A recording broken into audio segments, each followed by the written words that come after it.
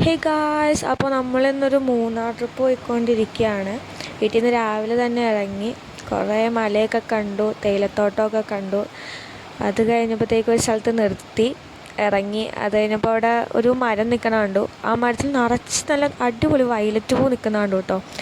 പോണ വഴിയൊക്കെ അങ്ങനത്തെ മരം ഉണ്ടായിരുന്നു. പിന്നെ മാങ്ങ വാങ്ങിച്ചു, മാങ്ങ കഴിച്ചു. അത് കഴിഞ്ഞ് ഉച്ചത്തെ ഫുഡ് അടിക്കാൻ കയറി. മൂന്നാറിലെ റോജാസിലാണ് കയറിയത്.